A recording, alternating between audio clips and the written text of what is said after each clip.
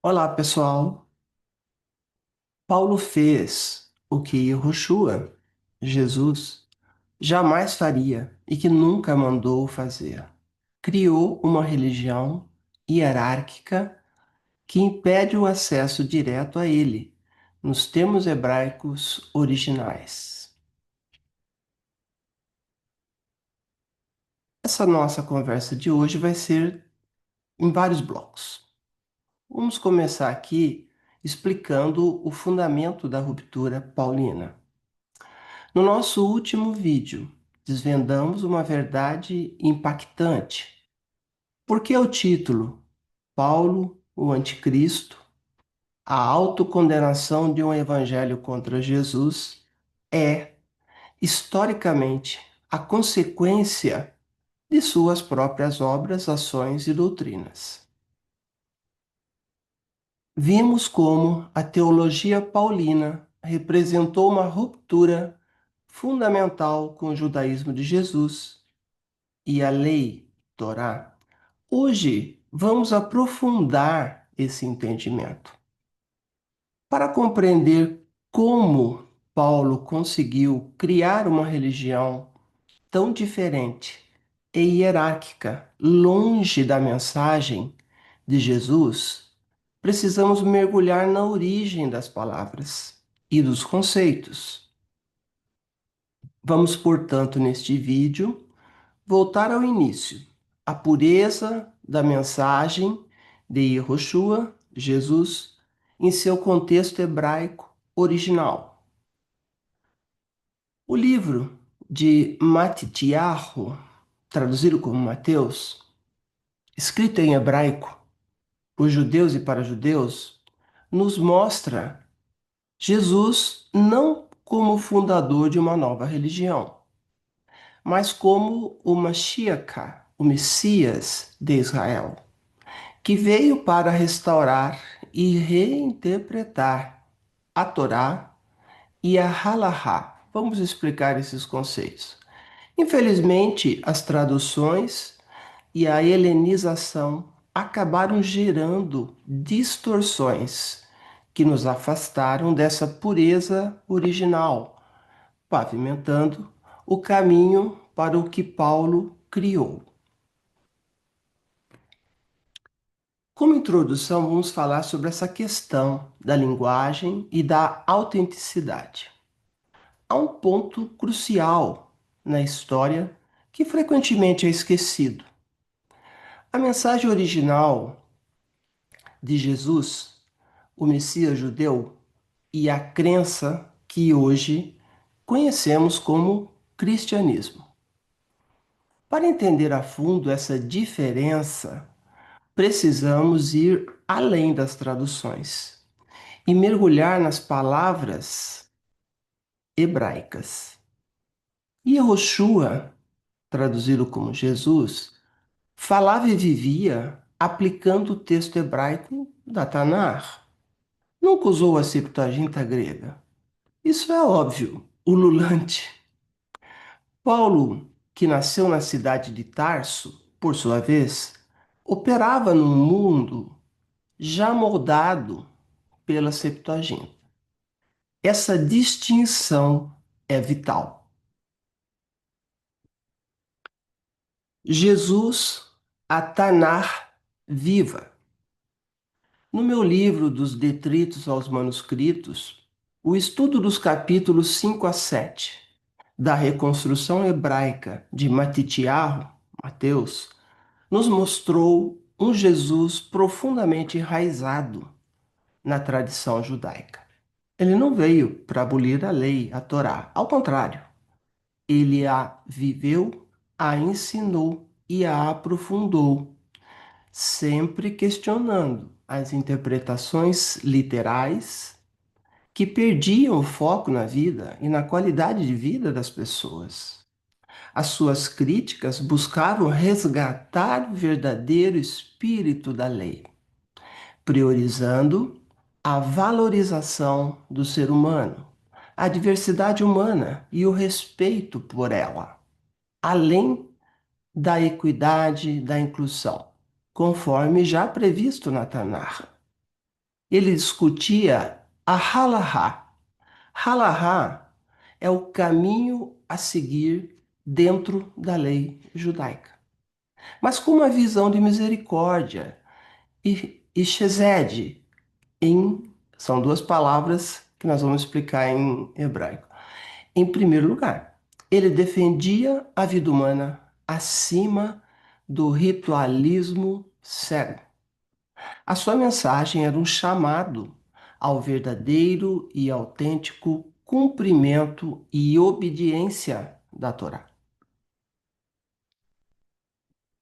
A chegada de Paulo e a ponte para o grego. Mas então, a mensagem de Yahushua, Jesus, começou a se expandir para além de Israel, alcançando os goim, os gentios. E aqui, décadas depois da morte de Jesus, surge uma figura nova central, chamada, por nascimento romano, que se torna, chamada Saulo, que se torna Paulo, nascido na cidade de Tarso. Paulo, fluente no idioma grego, foi o grande articulador e criador e o pai do cristianismo missionário. Ele precisou traduzir e adaptar a mensagem para uma cultura com outro idioma e outra mentalidade.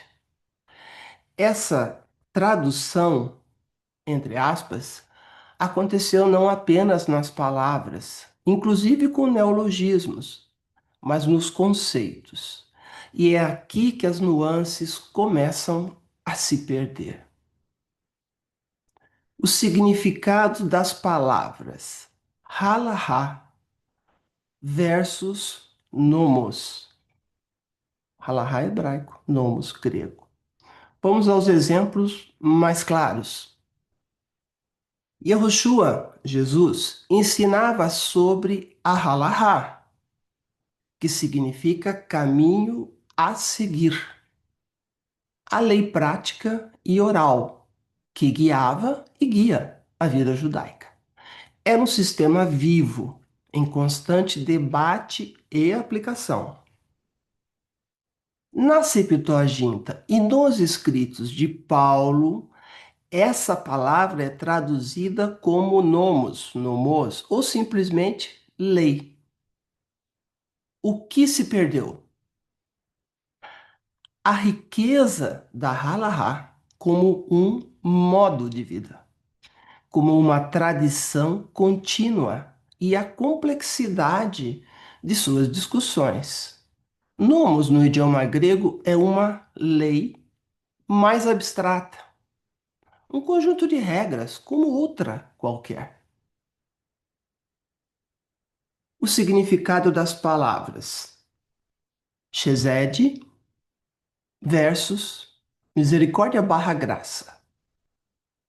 Outro termo vital é Chesed, Kesed, depende da pronúncia sefaradita ou askenazi. Para Yehoshua, Jesus, Chesed é bondade amorosa, mas também é lealdade pactual com Deus, mas também é misericórdia. É a fidelidade de Deus à sua aliança escrita na Tanar e o amor leal que ele espera de nós. Na tradução grega, Chesed é geralmente traduzido como eleos ou eleus, que tem um significado também de misericórdia, ou caris, que tem um significado de graça. Embora sejam bons termos no idioma grego, eles não capturam a dimensão completa da lealdade pactual que implica na Torá e da fidelidade da aliança que implica na Torá e que está embutida no termo Chesed hebraico. É uma perda de profundidade nesse conceito usado de forma central e direta por Jesus. Vamos analisar o significado das palavras Torá versus lei, novamente. A própria palavra Torá, que significa, em primeiro lugar, instrução, em segundo lugar, ensino. A revelação divina completa também é quase sempre traduzida como nomos em grego. E isso faz com que a Torá seja vista primariamente como um código legal, um conjunto de mandamentos e proibições. A nuance de instrução e guia divino para a vida, que é tão forte no hebraico, se desintegrou no grego, focando apenas no aspecto de lei, conjunto de regras.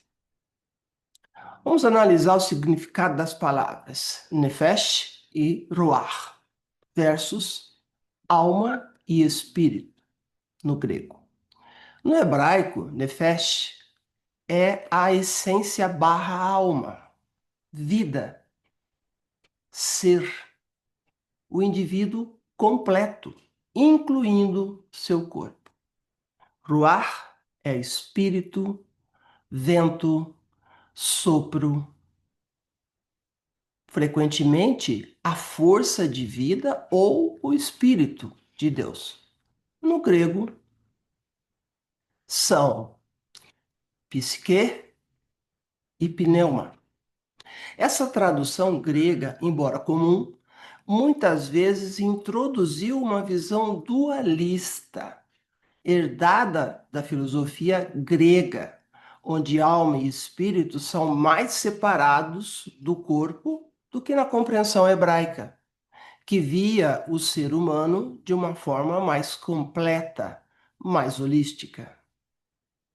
O significado das palavras Teshuvah e Tzedakah versus arrependimento e justiça barra caridade. Para Yehoshua, Jesus, Teshuvah é um retorno, um virar-se completo e absoluto de volta para Deus e seu caminho, a halahá. Em grego, Paulo utiliza metanoia, que significa mudança de mente, arrependimento. É um bom termo, mas a ideia de retorno ativo e de mudar a direção de vida pode ser menos proeminente. E tzedakah, justiça, retidão, mas com forte conotação de caridade e ação social justa, torna-se, em grego, dikaiosine, ou dikaiosine, justiça, simplesmente. A dimensão de caridade ativa e, principalmente, ética social e humana frequentemente se perde nessa tradução, dando origem ao dualismo e dicotomias religiosas. O que nós temos? A perda da mensagem original e a criação de uma nova crença. O que tudo isso significa? Significa que, ao traduzir do hebraico para o grego e, em seguida, ao desenvolver uma teologia baseada nessa tradução grega, como fez Paulo, a mensagem de Yehoshua, Jesus, sofreu uma transformação profunda.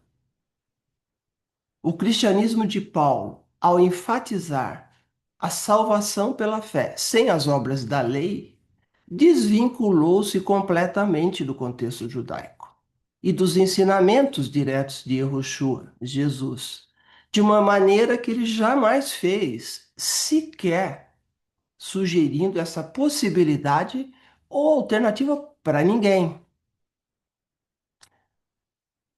Vamos ter então uma conclusão. A verdade que precisa ser encarada.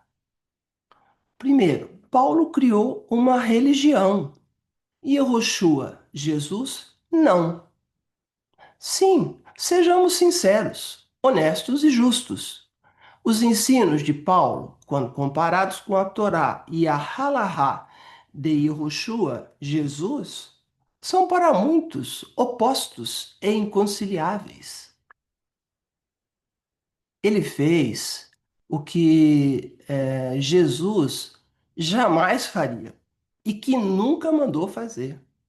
Paulo criou uma religião hierárquica que impede o acesso direto a ele nos termos hebraicos originais. Essa verdade precisa ser encarada. O verdadeiro questionamento a ser feito é: a quem servimos? Diante de tudo isso, a quem estamos verdadeiramente obedecendo? A quem você realmente serve? A mensagem original de Yehoshua, Jesus, enraizada na Tanakh e na Halahá como caminho de vida, ou numa religião hierárquica e traduzida do grego, que, querendo ou não, se desviou dos seus termos hebraicos. A idolatria a Paulo, em detrimento de Jesus, é uma realidade que precisa ser encarada e refutada. A escolha de seguir o caminho de Jesus em sua pureza original é agora sua, somente sua. Uma excelente semana para você. Reflita, estude, pesquise. Verifique outros vídeos tratando desta mesma questão. Confira nas escrituras e desejo a você realmente conhecer a verdade e a verdade libertar você também, tá bom? Obrigada pela atenção. Deixe seu like ou dislike no vídeo e siga-nos tanto no Instagram quanto no YouTube. Obrigada. Tchau.